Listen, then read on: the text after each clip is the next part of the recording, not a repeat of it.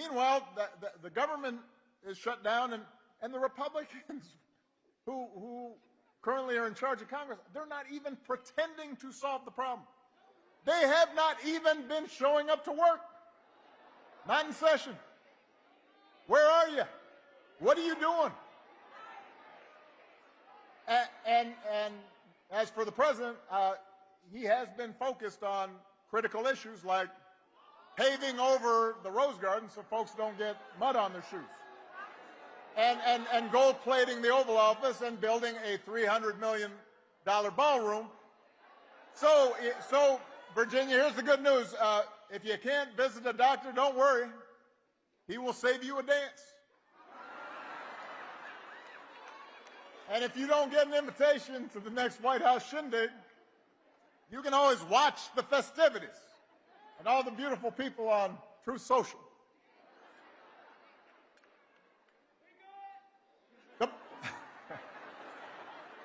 The point is, there is absolutely no evidence Republican policies have made life better for you, the people of Virginia. I mean, they've devoted enormous energy in trying to entrench themselves in power and punishing their enemies and enriching their friends and silencing their critics.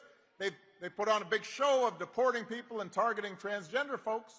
They never miss a chance to scapegoat minorities and DEI for every problem under the sun. You got a flat tire? DEI. Huh. Wife mad at you? DEI.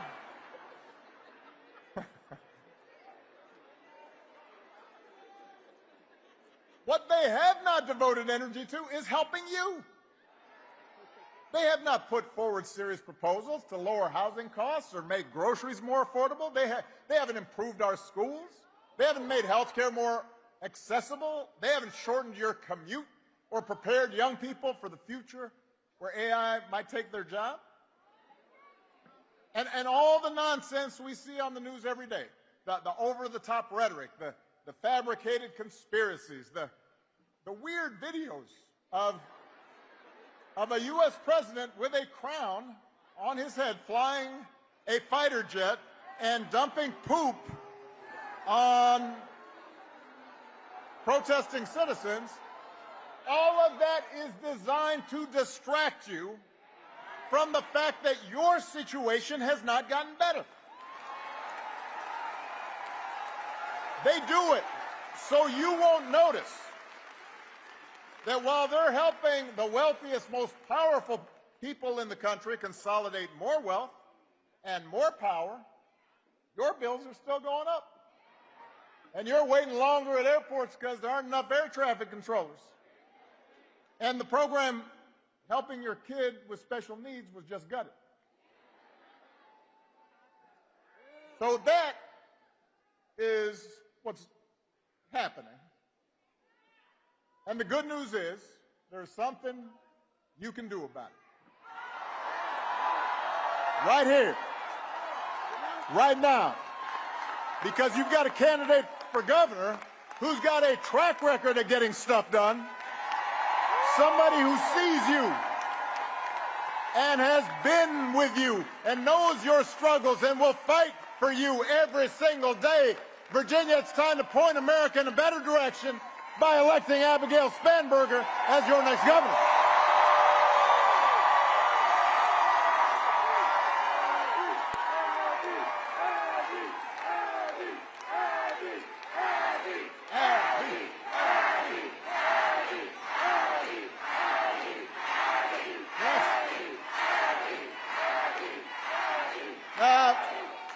Now, listen, Abigail doesn't go around bragging about herself all the time, talking about how I'm great. But she's great.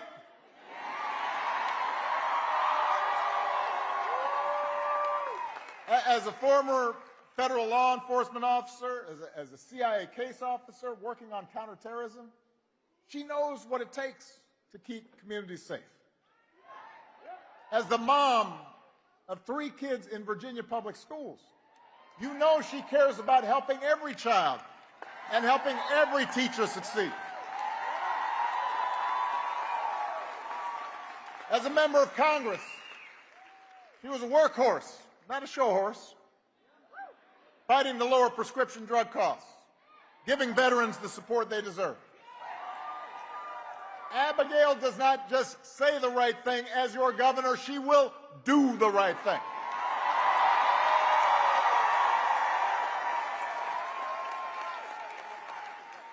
She understands the government can make a difference in people's lives by educating our kids for the jobs of the future, keeping our air and water clean, protecting consumers from fraud and dangerous products, providing a safety net for seniors and folks with disabilities, investing in the infrastructure and scientific research that drives economic growth.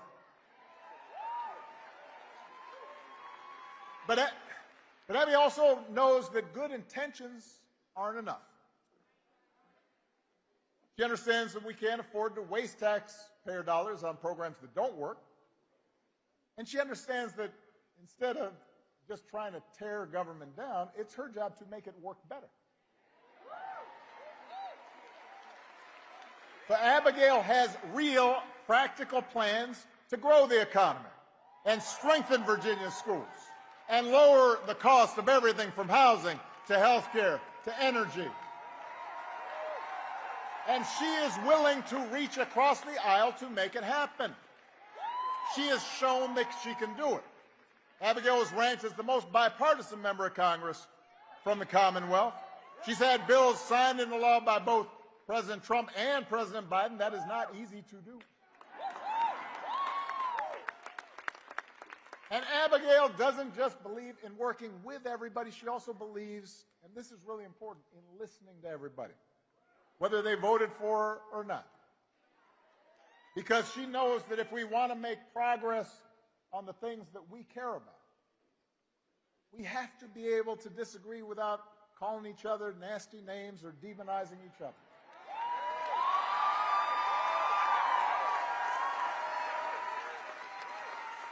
So at a time when our politics feels broken, we need desperately leaders like Abigail, public servants who are in it for the right reasons and are focused on the future, and who will always stay connected to the people they were elected to serve. Now, her opponent, not so much. When someone asked her, and I'm just following this from a distance, when someone asked her apparently about all the federal workers fired by this administration, given how important that is to Virginia, apparently Abigail's opponent said she wanted to talk about real issues. Didn't understand why these job cuts are, quote, a huge thing. Now, I don't know about you, but seeing your neighbors and your friends, your customers, maybe some of your family members suddenly out of work, even though they've dedicated their lives to serving people, having trouble making their mortgage, maybe it's just me. Seems like a pretty big thing to me, pretty huge. And I'd want a governor to be paying attention to it.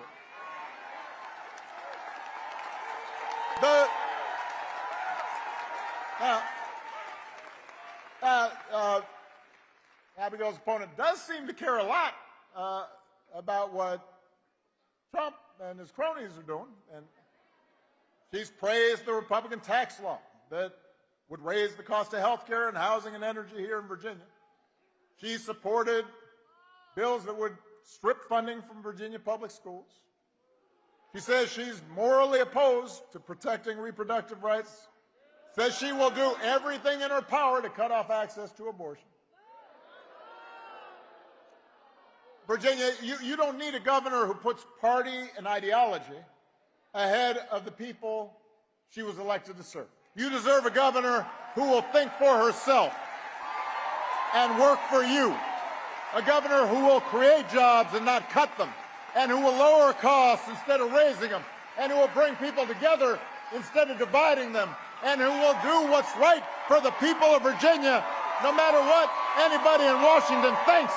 You deserve a governor like Abigail Spanberger.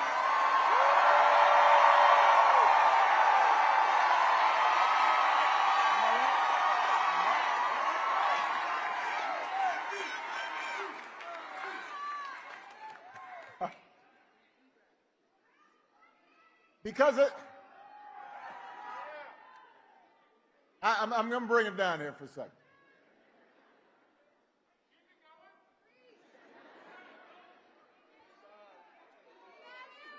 Because at the end of the day, what this election's about, what politics in a democracy is always about, is values. What do we care about? What do we believe? What do we prioritize? What are our core convictions? You know, a lot of people have asked me lately whether I'm surprised by the direction the country's taking. And even though I am the hope and change guy,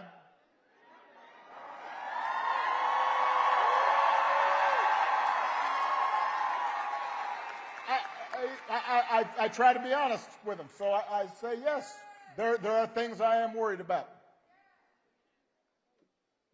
I am worried about how quickly basic democratic rules and norms have been weakened.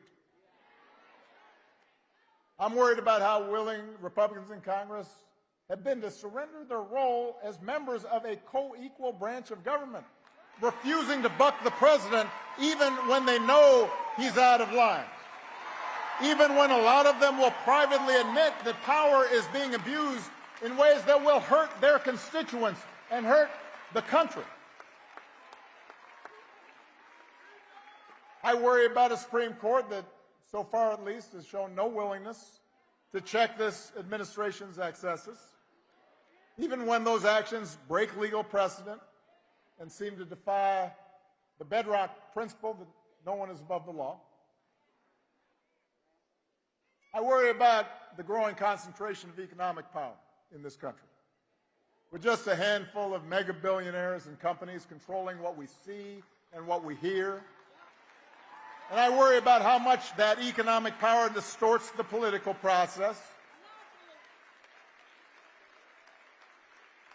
I worry about how readily not just business leaders, but others with influence in law firms and universities have been willing to bend the knee to this president's autocratic impulses to avoid retribution or protect profits or simply to avoid controversy. And I worry sometimes how we've come to accept this as normal. But what I also tell people when they ask me about this, what I also try to remind them, is that America's always had competing stories about who we are and what this nation stands for. The first story says, we the people, just means some of us. That in order to qualify, you have to be the right color, or come from the right family, or worship in the right way, or have enough money. It says that even though we got rid of a king, there's still a caste system in America, a pecking order of who makes decisions and who obeys, who gets opportunity and who is obliged to serve. And it's a story that's policed by fear and force, that tries to convince people that for their group to win, another group has to lose. That if somebody doesn't look like you or think like you or practice religion exactly the same way you do, they must be a threat to your way of life, and they need to be put in their place. And that's how Donald Trump thinks about America. make America great again by putting the people like him back in charge, even if they don't know what the hell they're doing. Now, but here's the thing. That story is not new. That's the oldest story in the book. It's not even uniquely American. For most of human history, that's the way society's worked. There's somebody on top and somebody on the bottom. There were lords and there were peasants. And for a long time, that story of caste and privilege and concentrated power, that was the law of the land here in America. If you looked like me, you were likely treated as property. If you were a woman or a white man who did not own property, you could not vote. For a long time, if you were an Irish or Italian immigrant, we're not hiring. If you're Jewish or Asian, don't bother applying to our school. If you were Native American, you weren't even treated as an American, even though you were here. But from the very start, there was another story, born of this nation's true revolutionary spirit. A story that says we the people means what it says, that all of us are included, that we are not subjects, we are citizens, defined not by race or religion or gender or sexual orientation, but by our commitment to a common creed and a willingness to accept not just the privileges, but the responsibilities that come with that citizenship.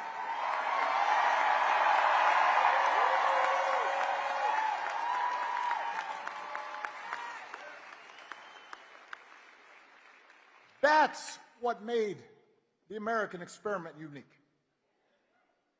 That's what made us special.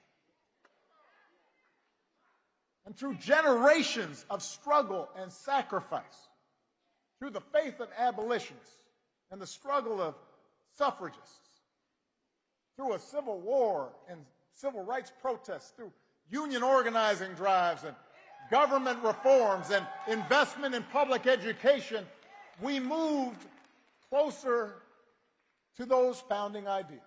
And in the process, we inspired the world. And that's the story I believe in, Virginia.